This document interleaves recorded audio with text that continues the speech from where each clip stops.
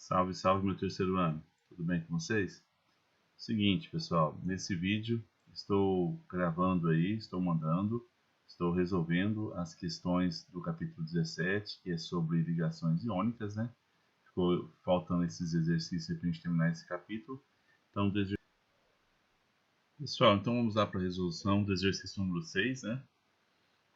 Fala o seguinte: dois elementos químicos A e B apresentam números atômicos iguais a 13 e 16, respectivamente. Ao reagirem entre si, eles formam um composto iônico do tipo. Então vamos lá. O que eu vou ter que fazer? Vou ter que achar quanto que eu vou ter na última camada do 13. Para isso eu vou ter que fazer a distribuição eletrônica. 1s, 2s, 2p, 3s, 3p. 2, 4, 10, 12, mais 1 aqui, 13. Quantos elétrons eu tenho na última camada? 3 elétrons. E aí eu vou ter que pegar o 16. E vou fazer a distribuição eletrônica do 16 agora. 1s, 2s, 2p, 3s, 3p, 2, 4, 10, 12. Para chegar a 16 falta 4. Quanto que eu tenho na última camada? 4 com mais 2 eu tenho 6 elétrons na última camada. Então vocês concordam comigo que um vai ter que perder e o outro vai ter que ganhar aqui, não é isso? Então a lógica é o A, que ele vai ter 3 elétrons, então ele vai ter que o A ele tem mais 3. Agora o B, a pergunta que você vai fazer para ele é: se ele tem 6, para chegar a 8 ele precisa de quanto? De 2. Então é menos 2 aqui. Tem muita gente que coloca o seguinte, coloca aqui o B valendo menos 6. Tá? Por quê? Porque é 6 elétrons. Não, não é essa a lógica, tá, pessoal? Não é isso aqui. Você tem que fazer a pergunta para quem tem 5, 6 ou 7 elétrons, é quantos elétrons falta para chegar a 8. Então, se ele tem 6 para chegar... Então, nós vamos para o exercício 7. Lá no exercício 7 fala o seguinte: o experimento clássico de Rutherford levou à descoberta do núcleo atômico e abriu um novo capítulo no estudo da estrutura da matéria, ao fazer incidir um feixe de partículas sobre o alvo fixo no laboratório. As partículas desviadas eram observadas com detectores de metal cintilante. Experimentos desse tipo são ainda realizados hoje em dia. Nesse experimento, sulfeto de zinco era um material que cintilava quando recebia o choque das partículas alfa.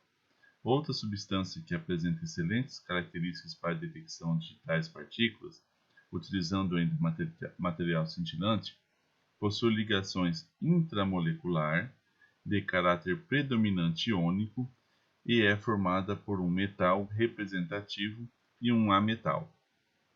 Então vamos lá. Para ele ser uma ligação predominante iônico, para ele ser uma ligação predominante iônico, então estou entendendo o seguinte, que eu tenho que pegar algo, né, e esse aí já falou, que é um metal alcalino, ou aliás, um metal representativo, com um ametal. Então, se eles são metal representativo, ele tem que ser isso aqui. Esse daqui, correto? Com esses elementos que estão aqui. Esses aqui são os metais representativos. E ele ligou com um ametal. Então, o ametal é esse amarelo aqui. Ah, professor, mas na hora eu não vou ter uma tabela periódica para olhar. Bom, geralmente, né, em quase todos os vestibulares aí mesmo, você vai ter a tabela, mas se não tiver, então o que você vai ter que fazer? Você vai ter que fazer a distribuição de todos esses elementos aqui para descobrir em qual família e qual período que ele vai estar. Que isso aqui foi matéria lá da tabela periódica, quando a gente fez isso aqui sem usar a tabela periódica. Tudo bem? Então, olha só. Observando aqui do que eu tenho das alternativas, eu tenho o BA e tenho o F. Então, eu tenho o BA do lado de cá e tenho o F do lado de lá. Eu tenho o BI. O BI já não serve. Por quê? Porque ele só está colocando aqui o bismuto como ligação de bismuto com bismuto. Então, não é essa a ligação. Ele precisa de um representativo com um ametal. Aí eu poderia pensar no seguinte. Ah, mas e o SI com relação ao O2? Olha só, SI e o O, então ele está sendo um semimetal com a metal. Também não é isso que ele quer. Aqui fala metal representativo. Ferro é... Então, o exercício 8, pessoal, fala o seguinte. O caráter iônico de determinadas substâncias em função da diferença de eletronegatividade está apresentado a seguir. Então, pessoal, olha só, né, falando de ligações químicas com gráfico, né? Mas vamos lá, o que aconteceu aqui, ó? Aqui foi, a gente tem um caráter iônico aqui. O que é esse caráter iônico? Se ele tem um caráter iônico, então ele sofreu uma ligação iônica. Bom, quanto que é esse caráter iônico? Então, a diferença de eletronegatividade aqui equivalgue ao seguinte, ó. Se ele passar de 1, tá? O que acontece? Quando eu tenho uma diferença de eletronegatividade maior que 1, então eu estou falando aqui que eu tenho uma ligação iônica. Se eu tenho menos que 1 de eletronegatividade, diferença de eletronegatividade, então vou ter a ligação covalente. Então, analisando dessa maneira, eu vou ter o seguinte, ó. As ligações iônicas, elas vão estar daqui para cá, correto? Observando o gráfico. Então, vamos lá. A primeira questão aí fala o seguinte. O iodeto de lítio é o sal de menor caráter iônico? Então, vamos lá. Iodeto de lítio está aqui, ó. Iodeto de lítio está aqui. Bom, eu tenho algum sal aqui? Não tenho. Vocês concordam comigo? Isso é ácido, ácido e ácido. Então, o único sal que eu tenho que começou por ele. Então, eu falo o seguinte. O iodeto de lítio é o sal de menor caráter iônico? Sim. É ele que é o sal que tem o menor caráter iônico. Olha só, se eu for pensar aqui, né? O caráter iônico dele está aqui. Ah, e o HF? O HF também é ácido, né, pessoal? Vem para cá. Tudo bem? E aí fala o seguinte, na letra B, fala assim, o cloreto de césio tem caráter covalente predominante. Lembra da história do caráter iônico, do caráter covalente, pessoal? Tem que ser menos que 1 para ele ser covalente. Então, observando aqui, se é o cloreto de césio, olha só, o cloreto de césio está aqui. Está lá com 2 e alguma coisa aí, né? Ó, se for traçar aqui, ele vai dar 2 e alguma coisa aí. Então, é falsa essa letra B. A letra C. O fluoreto de lítio possui a menor força ácida?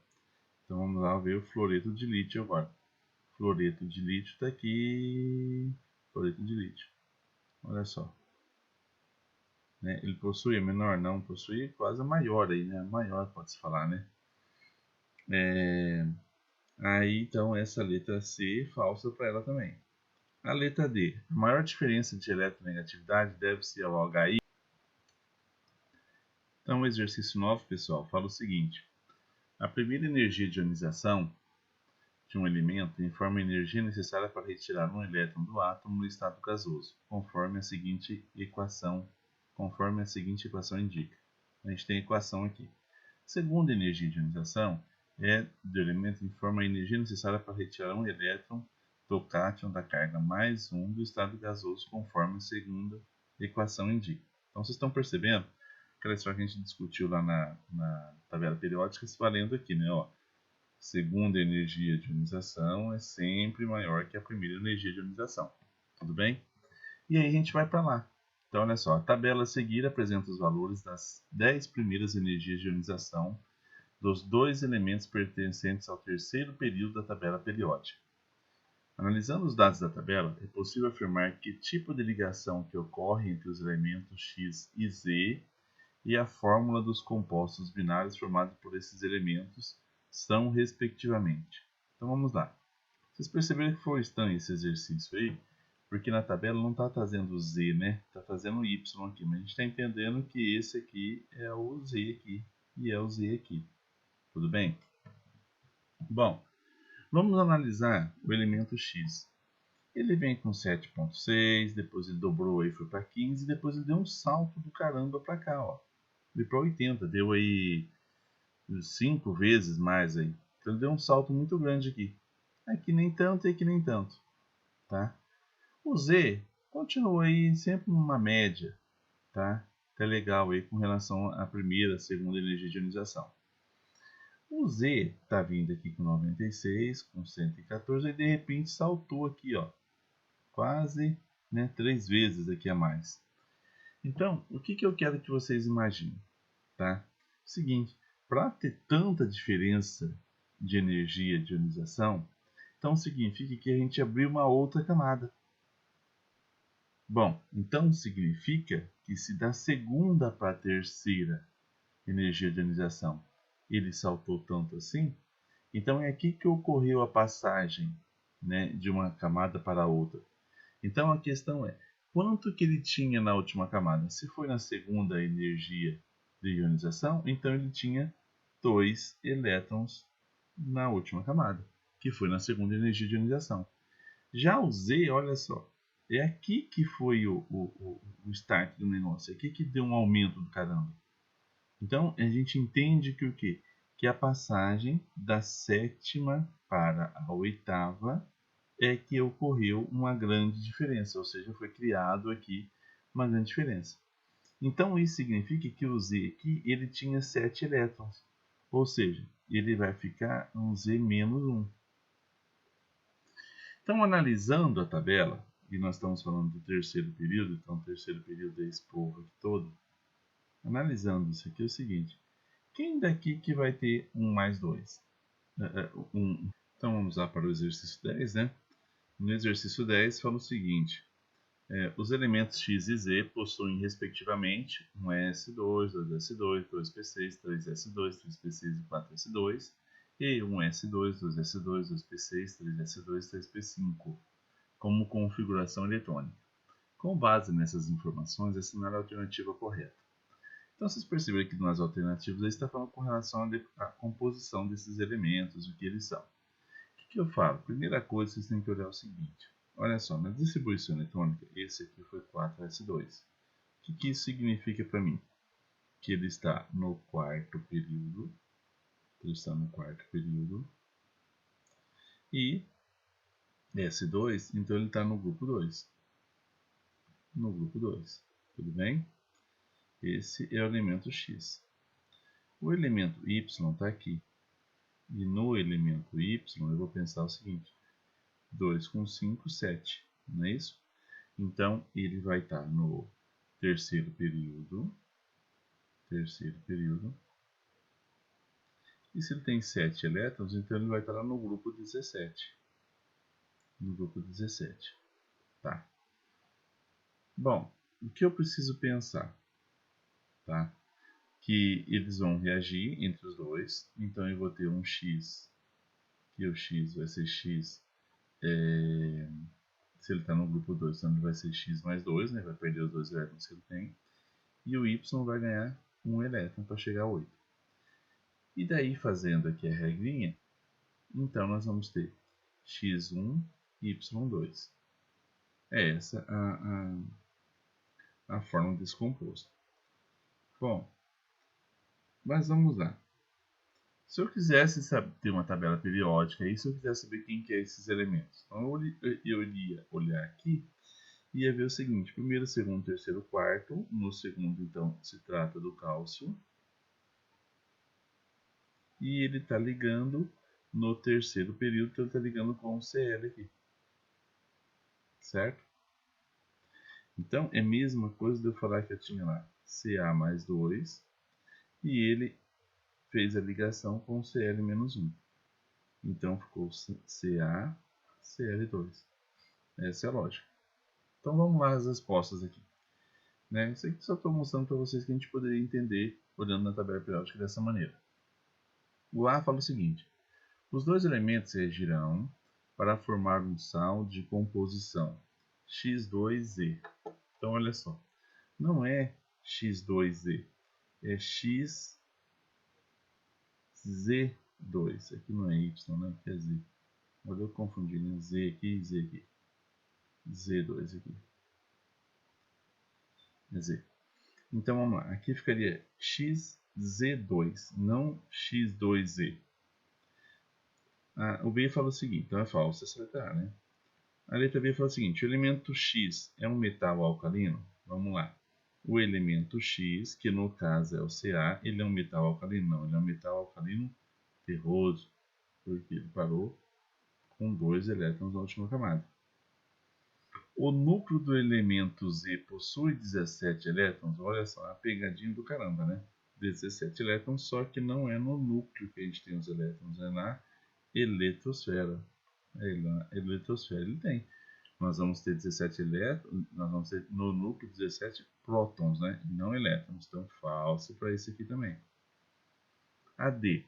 A ligação química entre os dois elementos é covalente? Um doou e outro recebeu. É covalente? Não, né, pessoal? Iônica.